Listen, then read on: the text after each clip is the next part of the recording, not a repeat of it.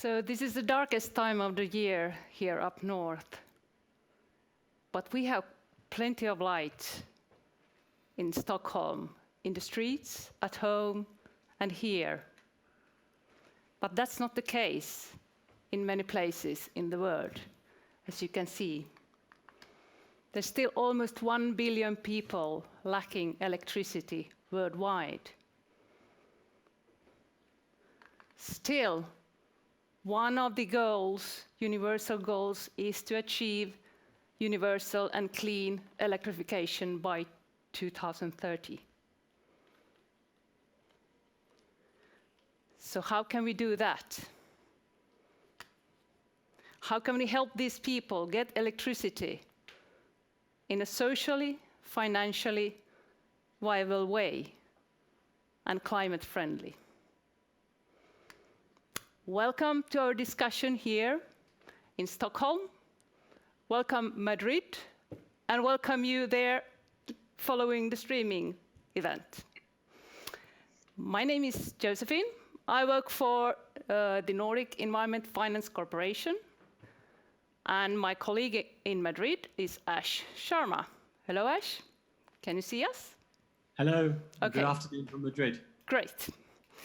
So, together with us in Stockholm, we have a panel of enthusiastic people from Norway, from Finland, from Sweden, from Denmark.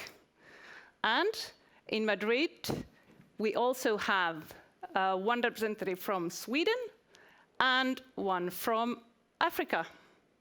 So let's put all welcome to all of you, and let's go into the discussion. But first, let's have a look what we have done so far to what has been tested out in Zambia for the last 2 years.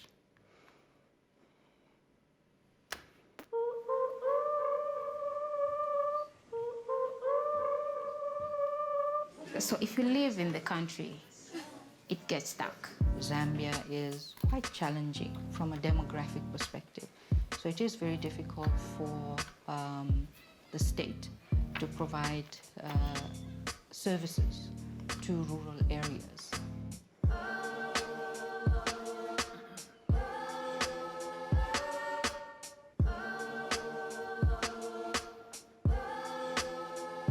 We didn't have lights. We were even scared of going at night because we were scared maybe someone will catch me in the dark, no one will help me, no one will see. There are so many different solutions out there. There's so many innovations, but they need support. They need funding. They need regulations that work. They need markets that are accessible. So what this program has done is to help facilitate that.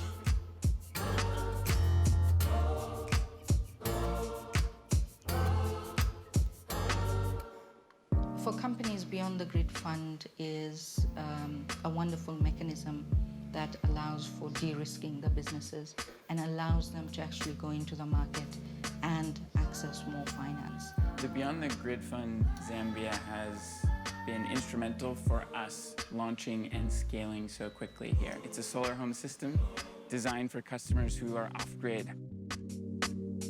We went customer by customer, and every single member either had a story from their own experience or a friend or a relative who had experienced a candle or kerosene fire. So the wood people use to make charcoal here is hardwoods. So it's like in Europe as if you were using oak trees. Can you imagine a 200-year-old oak tree being cut down to be used to make charcoal? The vision is very much to help the billions of people across the world to switch to a clean, affordable, and climate-smart cooking solution. What Beyond the Grid Fund has done is opened up avenues in the market to allow in for different types of financial institutions.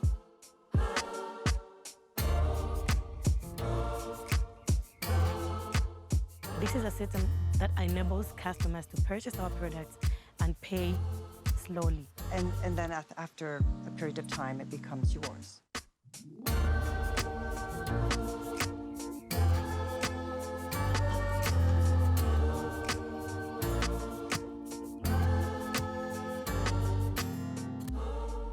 had a slogan that went like this, Zambia in the sun, some time back, and that was to do with tourism. I think this particular slogan needs to move into the electricity space because we are really Zambia in the sun. The future for the fund is that we are rolling it out in 3 more countries, Liberia, Burkina Faso, and Mozambique. So darkness is a thing of the past.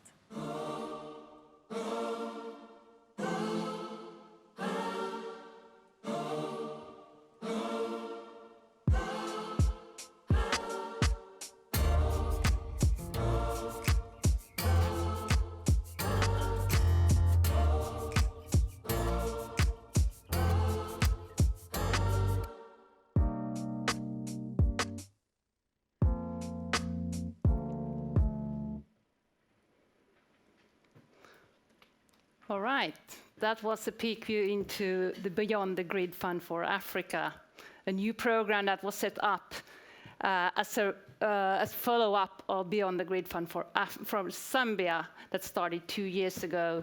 Now in Madrid, we have Adam Ödal from Sida. We have Patrick Stålgren here in Stockholm, but if we start with Adam in Madrid. So Adam, you were involved in Beyond the Grid Fund initiative from the beginning. Tell us, why did Sweden start with this initiative? And let's go over to Madrid. Thank you. Yep.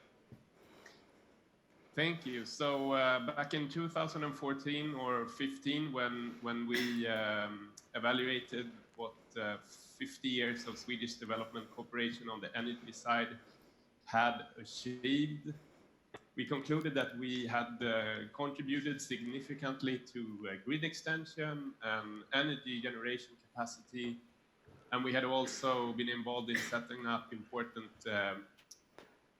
Zambian institutions on the energy side, but still 95% of the people living in the rural areas of this vast country still lack access to the grid.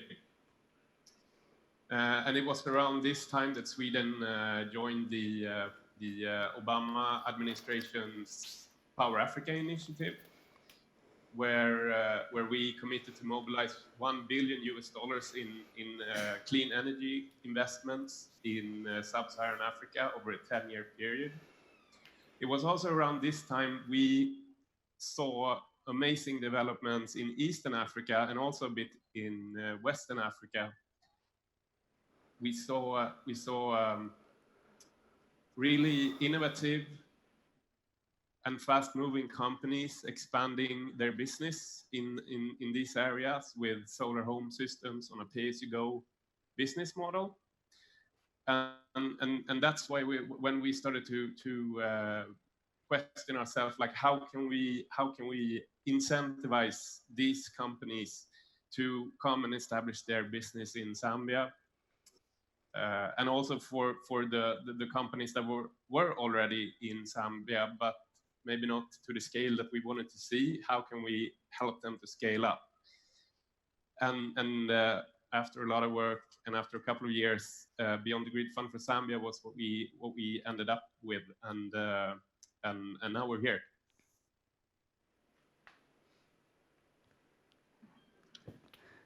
Okay, thank you very much, Adam. And thank you and welcome to everyone in Stockholm, and of course welcome to our audience here in Madrid. Now, Adam, just to unpack that a little bit, I was very interested to learn and to hear about this de-risking approach, and the fact that you're looking to de-risk investments and to attract companies. How did that work in practice?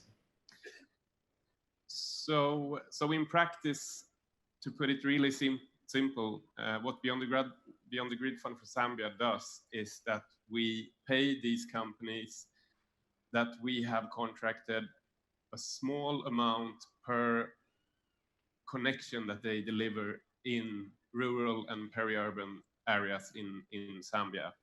So that's our way of incentivizing the companies to establish themselves on this market and scale up their activities. Okay, thank you. Maybe I could throw the question out to the audience. Is there anyone from the audience here in Madrid or even also in Stockholm who would have a question for Adam? I think we have a gentleman here. Could you please introduce yourself? Sure. My name is Morton Bjork. I'm a Swedish serial entrepreneur, and we are quite successful and have examples where we invested 10,000 euro in a startup company in Sweden. And today, through our business modeling and positive cash flow organic growth, we supply 2,500 megawatt of emission-free district heating in China using build, own, operate, transfer mode as our business model. So we use financiers to go into the project company and finance them together with local people who become shareholder in the operation companies, who become customers to sister companies started locally to do assembly and localization of production, what can be produced, who then become sister companies of Swedish and Scandinavian potentially innovation company, where we now work with energy storage, floating solar. We have a new solution for wastewater treatment desalination with 40% less electrical consumption. Now, the interesting thing that these investors we now use, they represent trillions of US dollars. We've been invited to take part in One Road, One Belt. There's only one key, and so we can finance the whole thing, including start really contributing to the local community by moving the business locally. And this way we also cash flow positive, support innovation companies who only support the key components. The only missing link is one, the feasibility study. As soon as an investor and the company see a feasibility study that prove the case, there is more finance available than there are projects to present.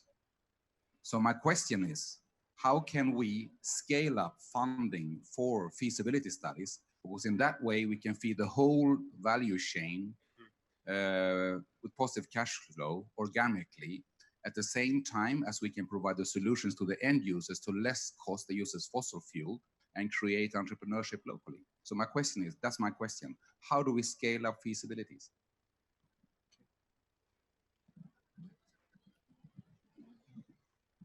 I think that's a question for you, Adam. Yeah. Okay, so the Beyond the Grid Fund targets companies that are already have come a bit on their journey to becoming bigger companies. So that's what kind of financing that Beyond the Grid supplies.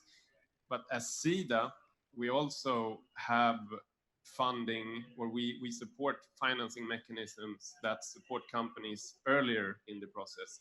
We have a support with the PFAN, which is a project preparation facility that coaches companies through the process of developing their business model, their business case, and how to speak with investors. So that's one way. Another facility that we also support is the AECF, which is a challenge fund where renewable energy companies can apply for funding to test out their business models and also to make these very important feasibility studies and pilot projects in sub-Saharan Africa. Okay, thank you. And I would just add that there are also a range of feasibility studies that can be supported through NEFCO, through the NOPEF fund. So please do speak to us later. Okay, thank you so much for your question. So now we move to Dr. Nathaniel Blama. We're very honored to have Dr. Blama here. He is the Executive Director of the Environmental Protection Agency in Liberia. Dr. Blama, maybe you could provide us with an overview of some of the challenges and opportunities that we face, or rather you're facing in your everyday work in trying to encourage rural energy access in Liberia. Well, thank you. Liberia is a country on the west coast of Africa. And I came from nearly 70% energy access 30 years ago now to 12%. And it might also interest you to know that 30 years ago, and now the population of Liberia has doubled. So there are more demands, energy needs, but the infrastructures were all damaged as a result of the war, and we are almost at ground zero. Most of the public facilities, including hospitals, schools, hotels, restaurants, are all run by private generators. Even in the capital, the access to energy is less than about 30%. It's under 30% of the capital city have access to energy. So Liberia is, while we see as a challenge, but I also see a business opportunity. Because if you take, for example, the mobile phones, almost every home, almost every or half of the population have access to mobile phone, and it never goes off. It needs to be charged. They need to be recharged with credits, and they use them because they see the service it provides. So we think on the side of the energy, while we see challenges, but we also see opportunities. We have 6 major rivers and several other ones. On mini grids and major hydro dam can be built. We have almost all year round. We have sunshine. Even when it's raining, it's lighting up. So we have potential for wind. For wind also. That's for solar, potential for wind. We haven't done much studies on wind, but we think offshore, there are potential for wind energy. So we see a lot of potential out there. So from the government perspective, what we're looking at is government right now, all of the infrastructures as it relates to transmission and distributions are down. We have few initiatives through the West Africa Power Pool, through the Transcore transmission line, but that's insufficient even when it comes online. Our energy needs and capacity is almost 1,500 megawatts. When all of those facilities come online, we'll still be around 300, 350. It's a huge deficit. And so we need, I think the solution for Liberia would be mini and off-grid. In the midst of the challenges, mini and off-grid electrification would be better because most of our towns and villages are far apart. Liberia is sparsely populated. The population are not concentrated in one area, except for the capital city, Monrovia. The rural part of the country, the populations are spread across. And so we think off-grid and mini grids will do better for Liberia. So we see a better business opportunity. Right now, our economy is struggling. So governments still don't have the money to even finance rural electrification or mini grids or even the transmission and distribution. It's still a challenge for government. Like I said earlier, you can imagine hospitals have to shut down at sometime in the night because they can't run without electricity because they only run on diesel generator. So across the country, and when we talk about energy access, right now our focus is on electrification, not even energy for consumption for cooking. About 95 to 98% of our energy for cooking is derived from firewood, and which put pressures on the ecosystem. And a lot of people burn coal, prepare charcoal, take it to the city and other communities. Some of the rural communities just cut woods and use them for cooking. And so clearly there's a pressure on the environment. There's huge clearance of our forests. May I submit to you that Liberia still contains, in the midst of those challenges, we still are home to thousands of animals and plant species that can be found in most parts of the world. It's a biodiversity hotspot. And it's also has the largest remaining forest in the Upper Guinea. And so there's a need, urgent action to protect those ones. But in the midst of the economic challenges, when you're telling people stop cutting the wood, the next question is how do we cope? And how do we live? You know, and so there are challenges right there. So for us, energy access is number one priority of the government. In addition to road, you know, energy access is number one because in the absence of energy, you can almost do nothing. I say in the earlier presentation this morning that we have an economy that runs less than 12 hours in a day. I mean, when there is daylight, the economic life of the country starts. When it gets dark, everything is shut down. And when we come to countries like Sweden or to Madrid, and you see people living almost 24 hours doing everything, you can imagine where we come from. Okay, thank you so much. I think you made a very compelling case there for the economic and social impacts of trying to bring energy access to Liberia. And we're very pleased that Liberia is one of the countries that the Beyond the Grid Fund for Africa will be working with. So thank you so much. And thank you, Adam. I'm very conscious of time, and I know that there are a number of other speakers in Stockholm.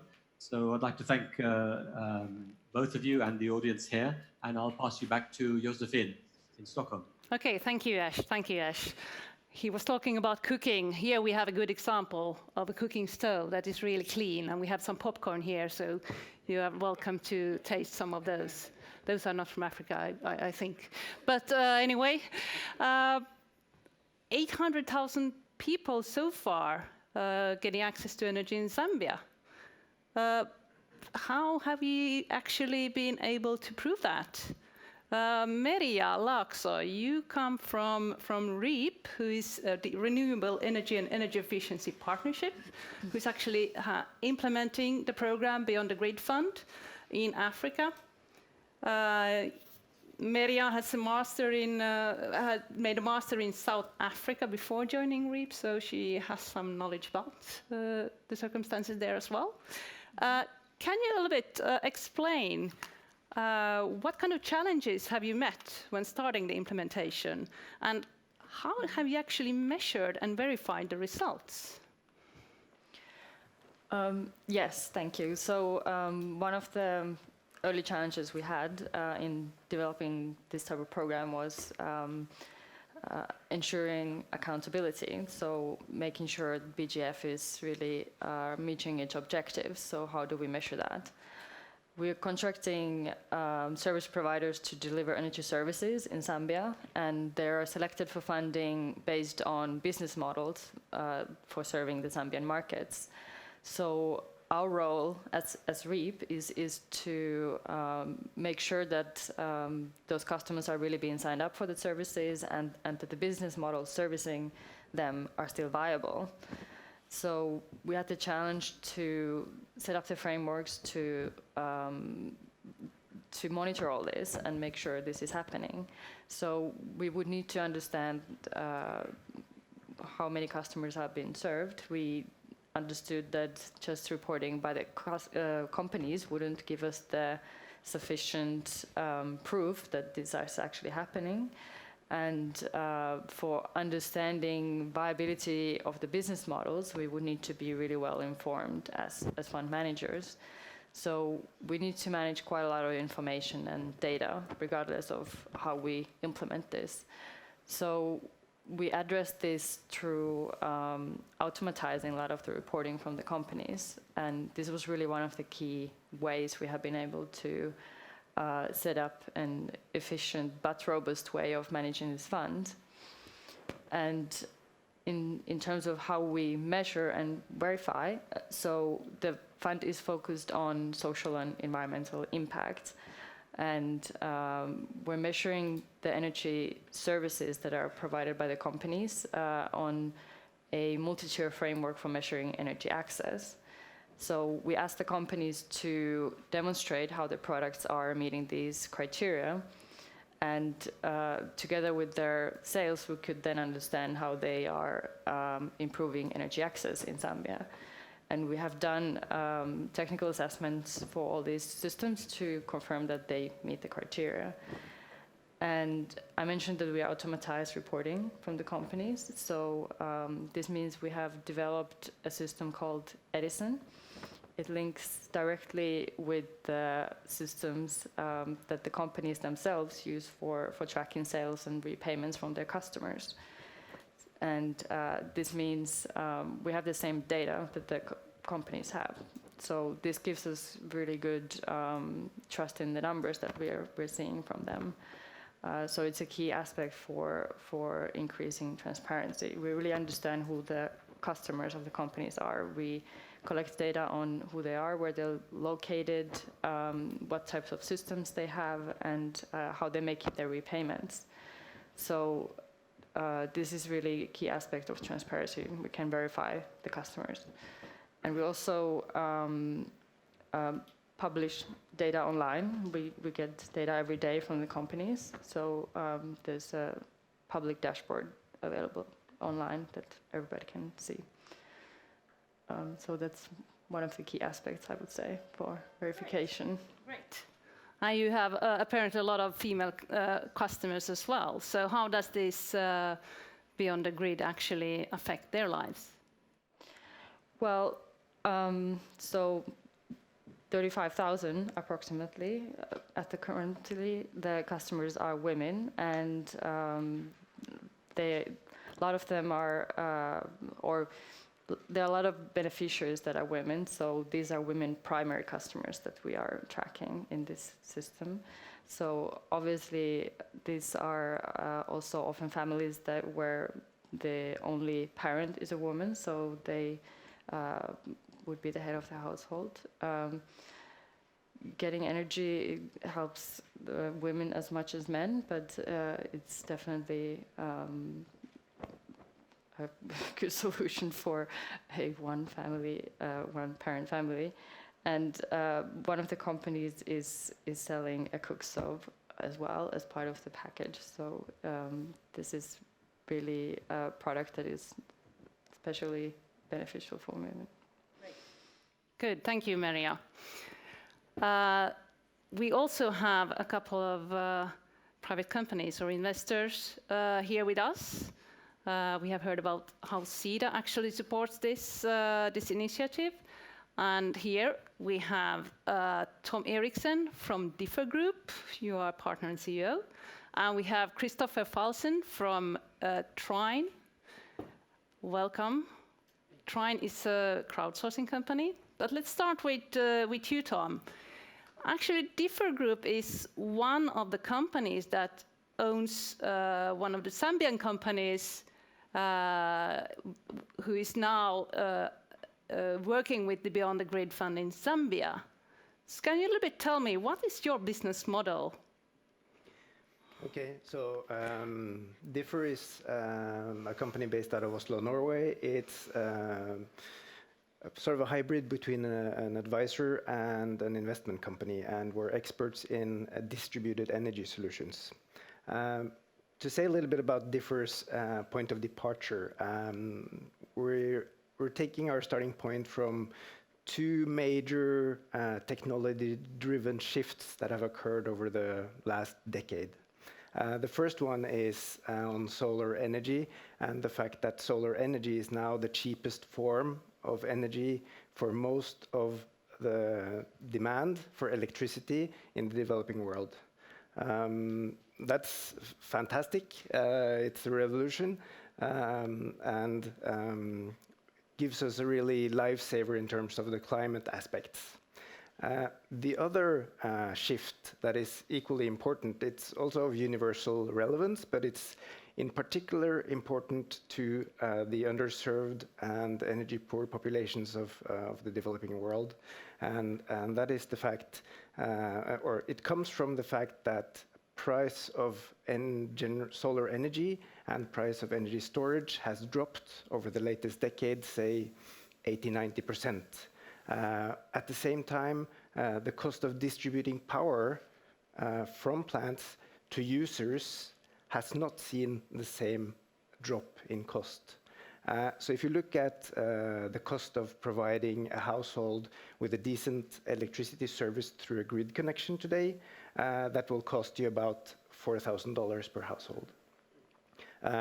Behind that $4,000, if you break that down, you see that only $500 is the generation capacity, and $3,500 is the cost of bringing the electricity from the plant to the household. Okay, so that's very expensive to bring the electricity from the plant to the household. So why if we instead take an alternative approach and we bring the solar panels and batteries and install them at the households? So we install instead solutions at every point of consumption. What does that cost? For a similar, what is in UN language, tier 3 service level, which is quite advanced with the fridge and so on, the cost of a distributed solution is only 1,000. So 1/4 of the cost of the grid connection. This is the second shift. It means that it's cheaper to distribute panels and batteries than to distribute power through the grid, as used to be the cheapest form. So that is a shift that is sort of changing the future of electrification of Africa and Asia. And this is why DIFR is focused on distributed energy solutions, because we believe that the electricity future of Africa and Asia is distributed. Great. You actually, DIFR, actually, you are both developing technology, and you're doing advisory services, and you're also actually investing in these off-grid companies. So at what stage do you come into that financing phase? Yeah.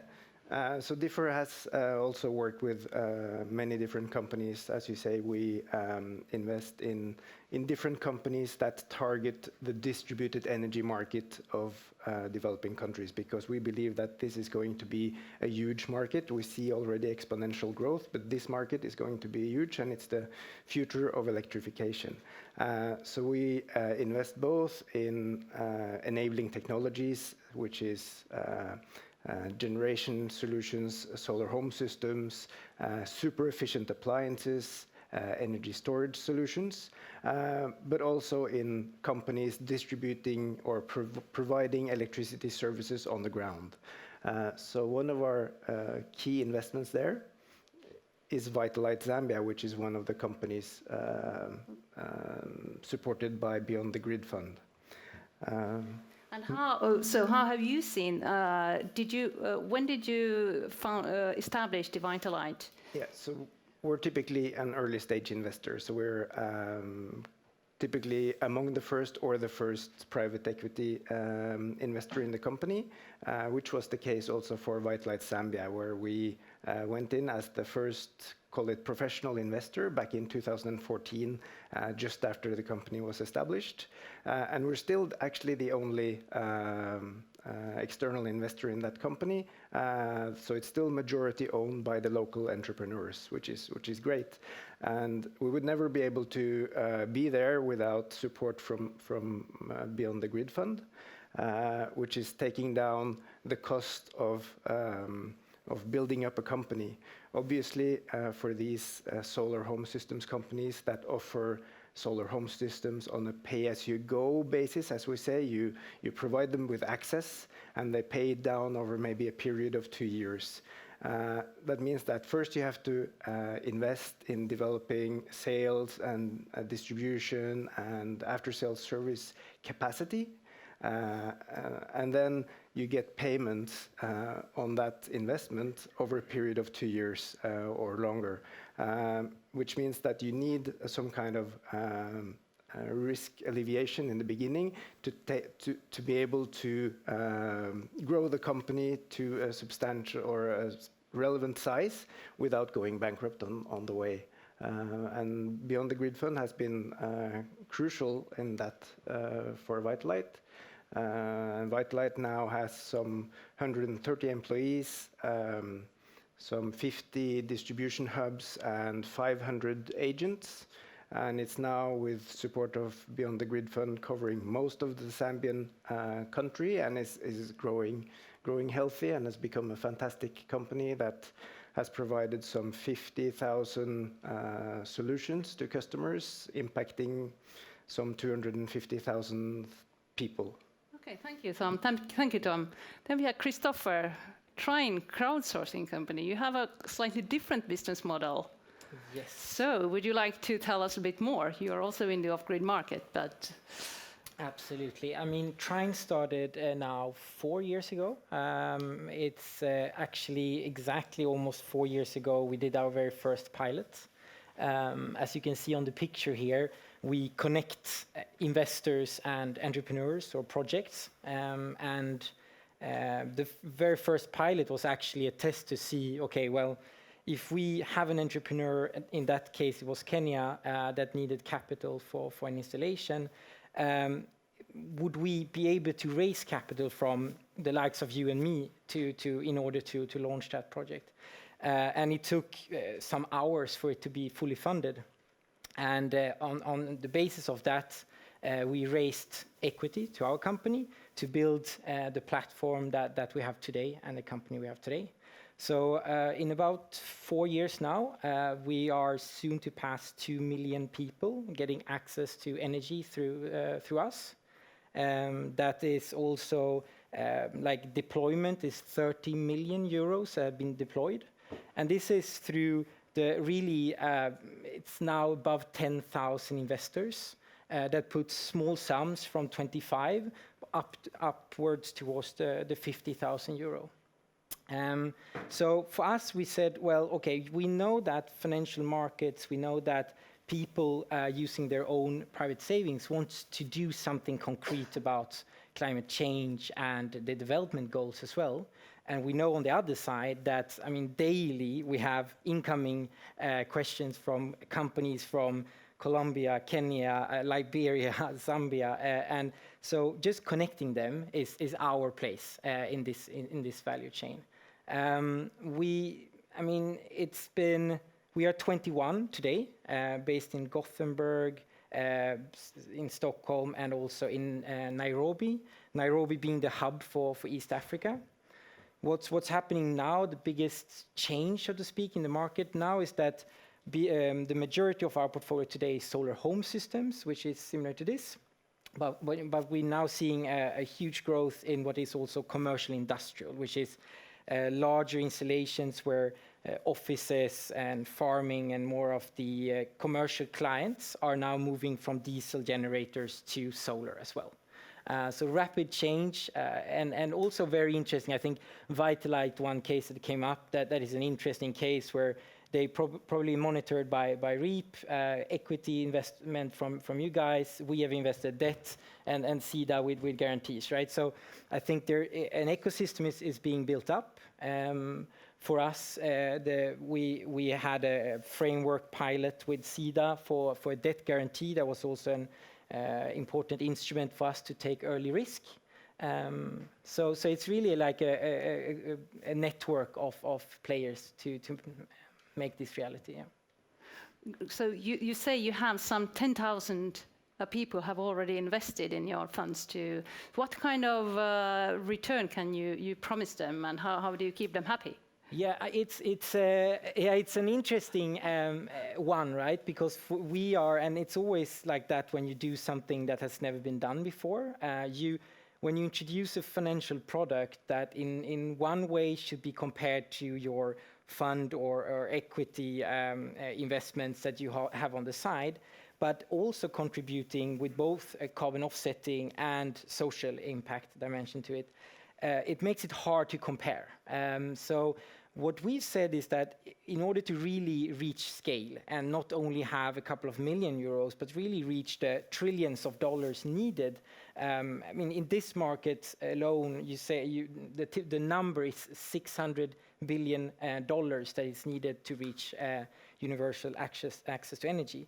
So to do that, we believe you need to have commercial returns. So we really believe that we need to push outside of what is an impact space into that a comparable financial investment that has the added benefit of also giving people access to energy and also reducing our emissions of carbon dioxide. But primarily it needs to be a really good risk-adjusted return product. Yeah. Apparently you also use digital data to screen and monitor. Yeah, I think a lot of similarities, I think, with REEP. We've already before, one of the companies that went in and out of the platform in like a day, I think yesterday in Malawi, we onboarded them 6 months earlier, and that means that we have an API set up with all the borrowers. They send us in real time the entire portfolio, so that we already, before actually giving them any money, we know the portfolio, the sales and payment pattern of that portfolio. So today we have 1.2 million households in real time updated in our databases.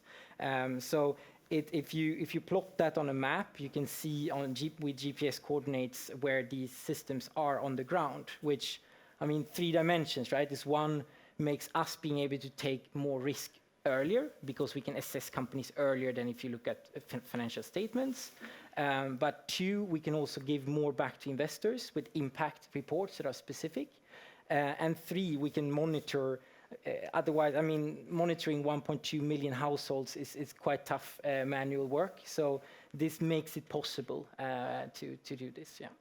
Great work. So it means that actually, if you have 25 euros, you can actually put or more, yeah, preferably more. But you can start with 25 euros and get some return, and at the same time, you help the people get energy access. I think that sounds quite nice.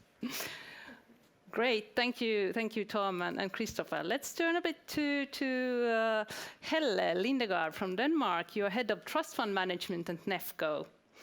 So NEFCO, for those who don't know, NEFCO is a financial institution owned by the Nordic countries. We finance green projects, actually globally, but we have a very strong focus, have had on Eastern Europe, and now we are involved in this Beyond the Grid Fund for Africa. And we actually manage a lot of trust funds like this BGFA. So Helle, we have been tasked with expanding the concept to other countries. So what's the plan? How do we plan to scale up? I'll tell you, but first I want to give a comment, because I think this shows the essence of public-private good partnerships, because you can hear all this energy and you can hear all this mobilization of funds and initiatives and playing together. And I guess that's the essence of this whole thing, that it's using public funds to de-risk and intensify private sector to go into markets and do things that they would otherwise be not so keen on to do, and then give support but also being sort of commercial in terms of that you need to give results before you get the de-risking, the public financing. But once you deliver, you can mobilize additional funds from the private sector and things can start rolling. And I guess that's what we all want to happen. What we are right now, and coming back to your question, is that we are trying to build on all this energy which has now started and has proven already success in Zambia, and expand into 3 other new countries. I think it was mentioned earlier on the video. So Mozambique, Burkina Faso and Liberia.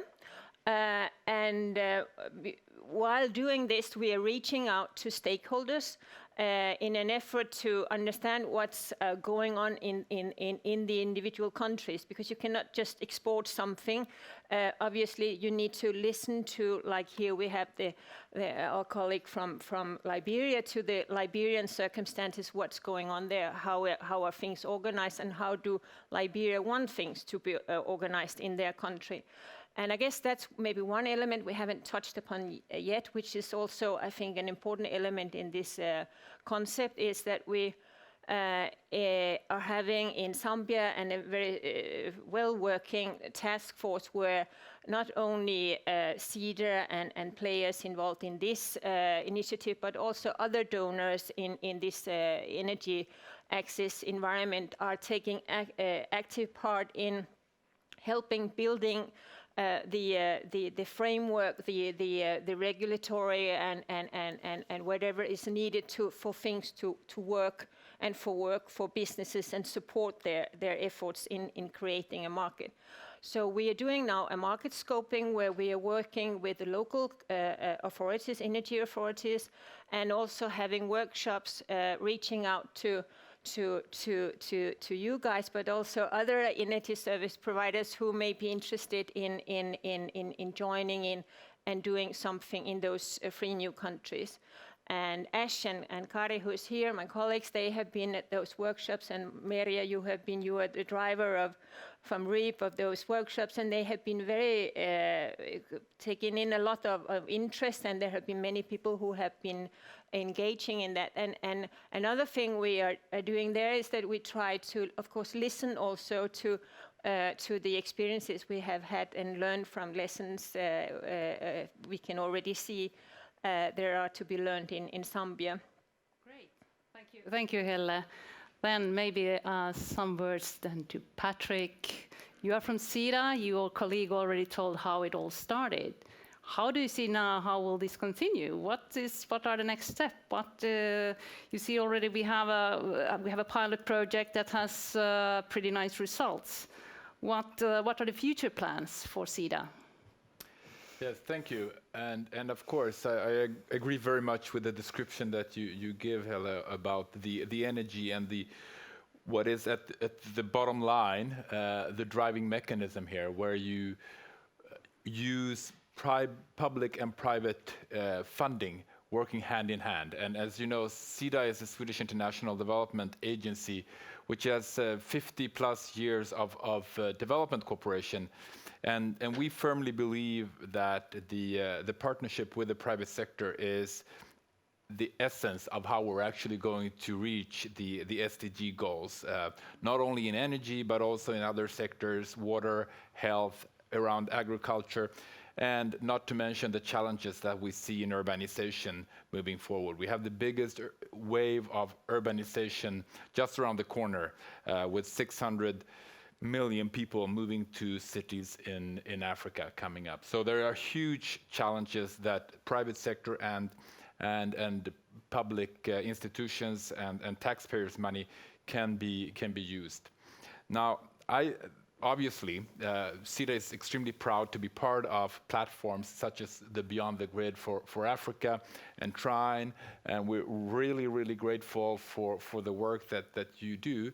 We understand that there's a lot of private risk also going into this and a lot of efforts. However, as much as we are proud, I don't think we can ever be satisfied as we look at the high-level numbers that we see. Let's focus only on the SDG 7 around electricity. We see more than 500 million people in Africa still lacking access to energy.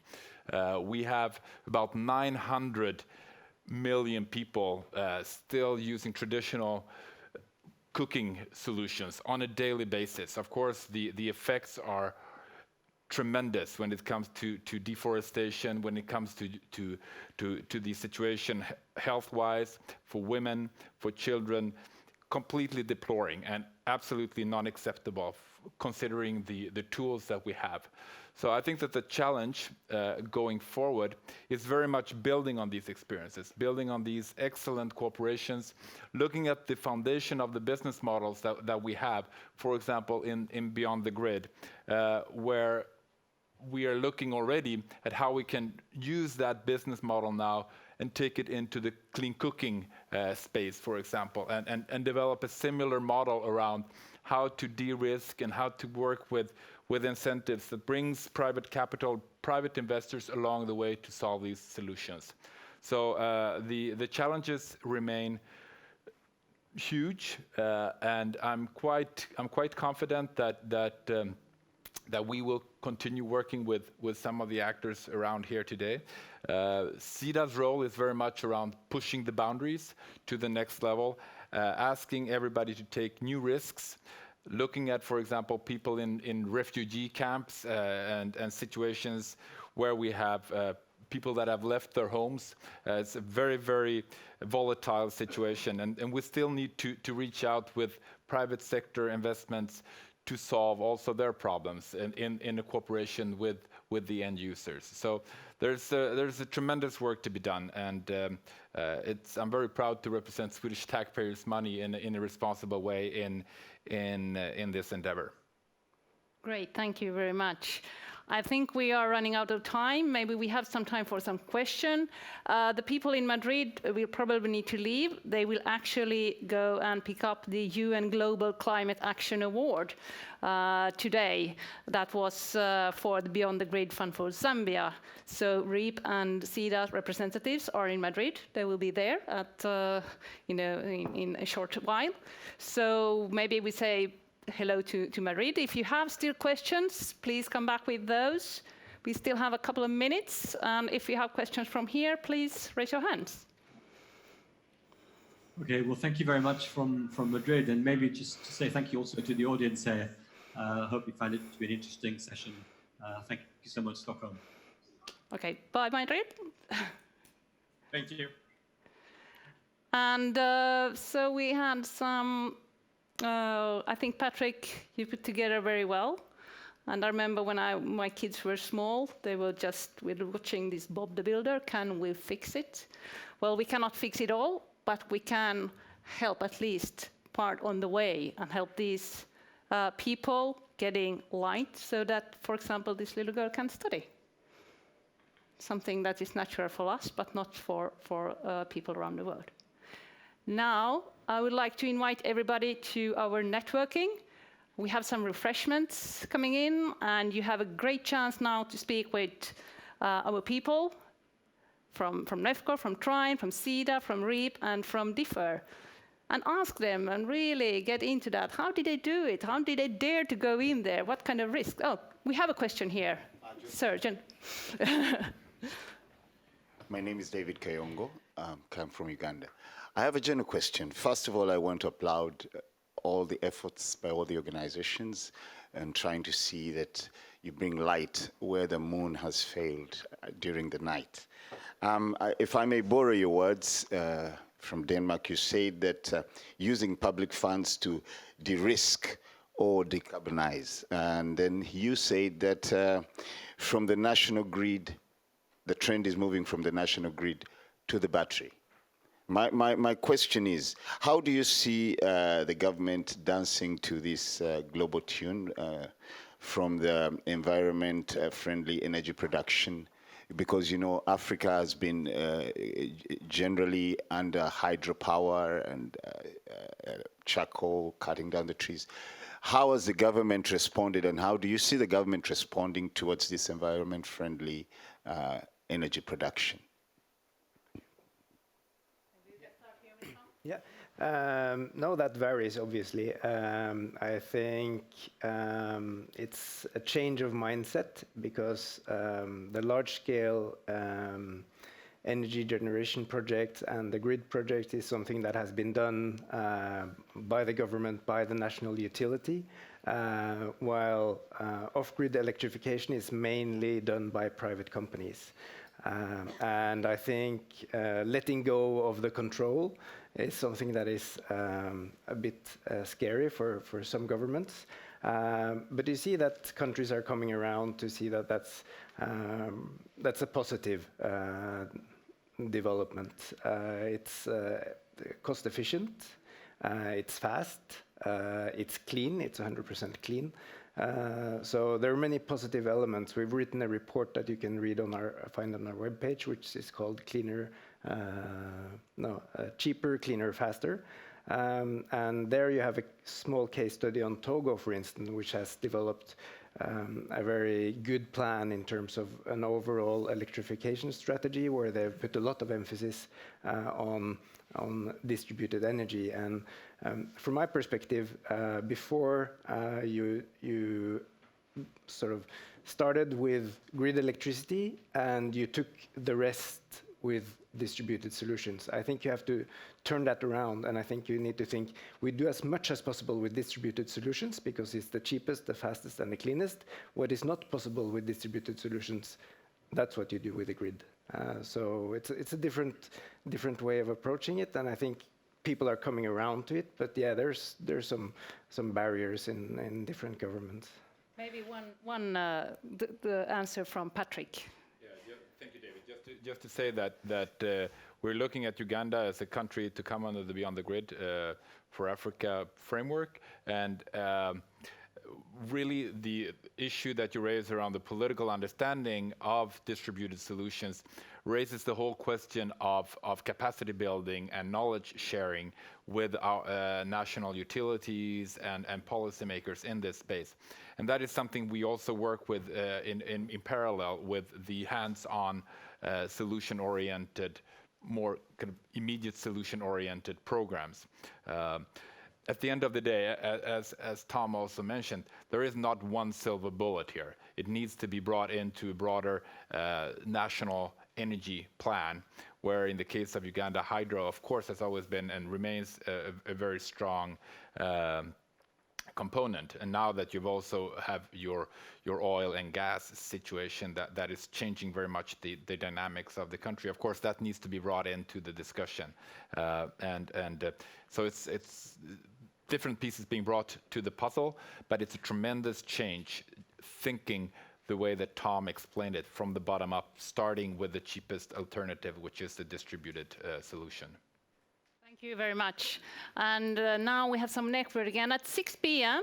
In the town hall in the end of this house, there will be a briefing from Madrid by the Swedish Ministry of Environment about the negotiations at COP. So please stay here, and then you can be directed to the town hall venue. But here we will have first some refreshments and go and get networking.